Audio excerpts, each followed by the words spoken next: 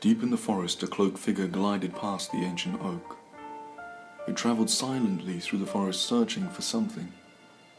The settling sun cast long shadows over the trees, further throwing his face into darkness.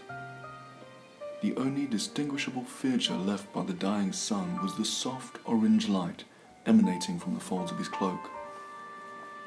Although no one knew the source of this light, it seemed to give off a sense of pure magic and joy for those who could obtain it. Stopping briefly to observe the crystalline faces of the pond and to hear the pleading voices of the whispering wind, the figure trudged onwards towards the twilight, trying to reach some end. An owl screeched a warning to the nearby village as the figure swept through the forest. Most of the villagers knew to avoid this wandering spirit of the forest, but some of the younger ones were eager for a glimpse of the cloaked figure. A group of teenagers stood near the edge of the forest, measuring the courage of each other. One boy named Cedric decided to head out in search of the spirit. He had heard the old story from the village elders. The spirit was said to be one of the ancient druids, entrusted to guard the object hidden beneath its cloak. As to the identity of the object, not even the wisest of the elders knew.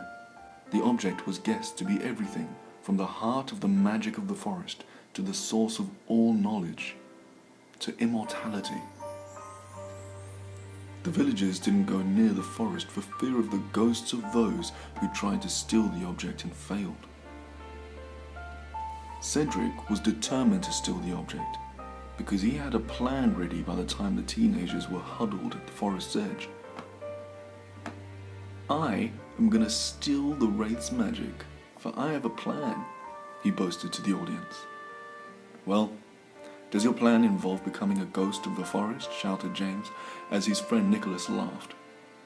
As the crowd began to jeer, Cedric shouted over their heads, "I can attack the Wraith with my sword my father gave me." Though truth be told, Cedric stole it while his father was away. "It's powerful enough to control the dead." The crowd stopped laughing as Cedric pulled out an old iron sword. "A witch spelled it so I can strike fear into the heart of any wraith." The crowd watched, horrified, as Cedric went into the forest, spelled sword held high. He intended to make a fool of the spirit and claim his prize. Cedric didn't care for knowledge. He had hoped the wandering spirit had gold. Cedric marched along, his greed propelling him forward. As he passed beneath the trees, he noticed they seemed to moan and groan like old bones rattling in the wind. The way the trees seemed to sigh made him imagine lost human souls trapped in their branches. Cedric knew he was imagining this as he walked along, ignoring the warning signs of the wind.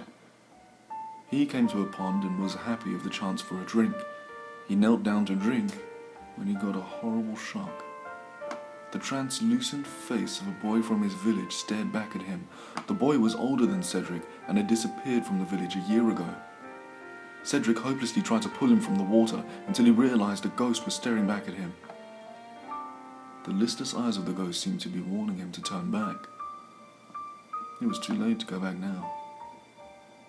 The immortal wanderer crept up behind the boy at the pond and waited. When Cedric realized the ghost was behind him, he stood, brandishing his sword. "I do not fear you, Wraith," he shouted. "This sword can harm the dead. Now give me your gold or—" "What is it that you want?" rattled the hollow sound of death. Taken back, Cedric said, "I want that valuable object you're hiding, or else—" "Take it!" gasped the tired old druid. Cedric took the object as a withered old man walked off into the direction of the setting sun. The once immortal druid went west until he found an end to his wandering. Cedric, however, now had to guard the object. He started wandering the endless path of the forest, searching for the next greedy fool to come along.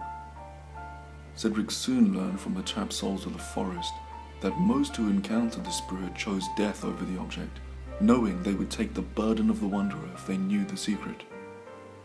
As far as everyone but the wandering spirit knows, the object is immortality, acquired by greed. because Cedric still wanders the forest to this day.